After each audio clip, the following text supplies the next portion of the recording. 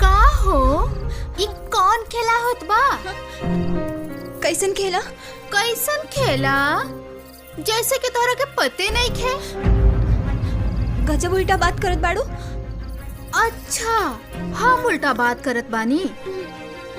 ई तोहार बाल भी बिखरल बा और लाली भी पोताइल बा, आँख के कजरो पोछाइल बा और ये साड़ियों खुलल बा।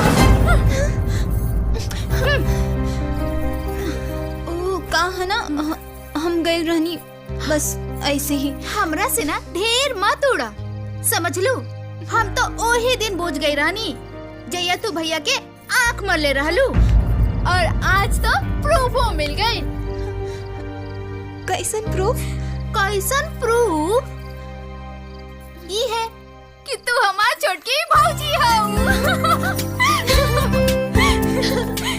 पता बा तोहार और भैया के जोड़ी नंबर 1 बा। अरे का भौजी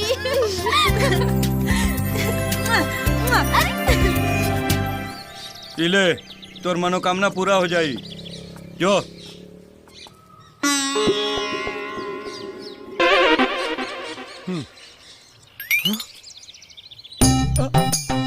बाबा बाबा बाबा बाबा समझ गई नी बेटा, तू कौन बीमारी से ग्रसित बाड़े। बाबा हाथ अब दर्द करे लगल बाबा, कमर अब पिराए लगल बा, कौनो कृपा करी बाबा। ई ले बेटा, ई मोटा के कांडी और मुर्दा के झरनी काट के चूरन ह। एकरा के सुबह शाम सेवन करिए, तोर मनोकामना पूरा हो जाई। बाबा असली समस्या पे भी ध्यान दी तनी।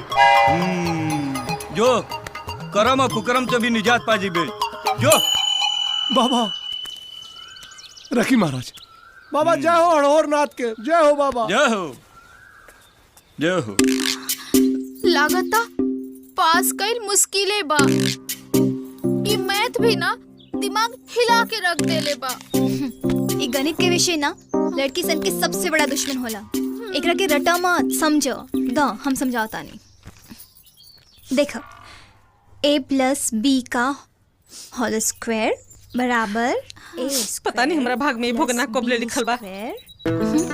लगा था कि हमरा किस्मत में पता होकर सुखवाई नहीं खे।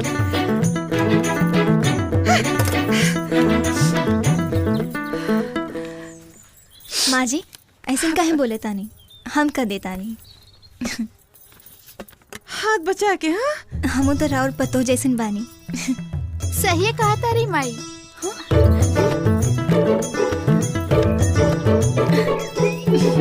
माता रानी एकरे के हमार पतो मना था।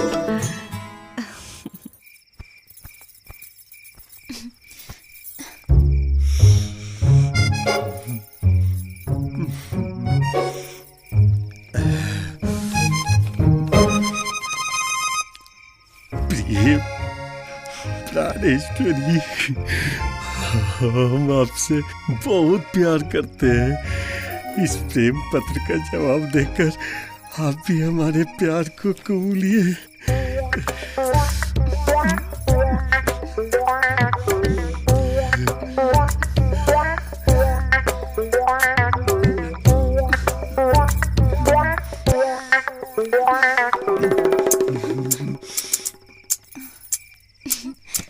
Thank you.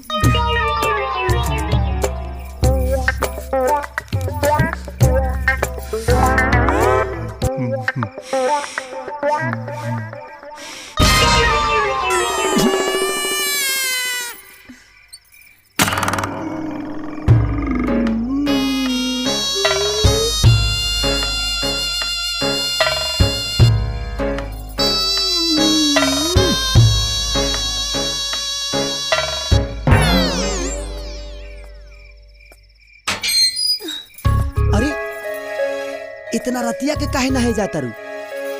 नहीं ना तो का करी, बस उसे छुआ गेल बानी। हे भगवान, हमरो घर के अजबे डरामा बा।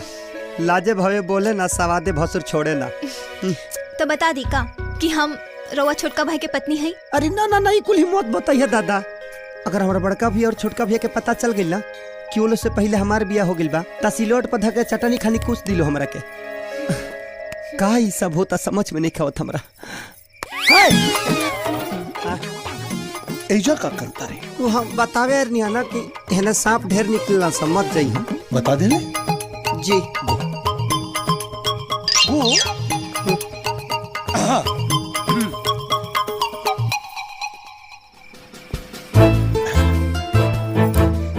हमरा लायक कौनो सेवा ना ना संकोच मत करी। अगर कौनो भी सेवा होके तुरंत बोल दे, हम हाजिर बाड़े। मानो सेवा दुआरी पे गोबर रख जो जाके खेत में डाल दे। जो जो जो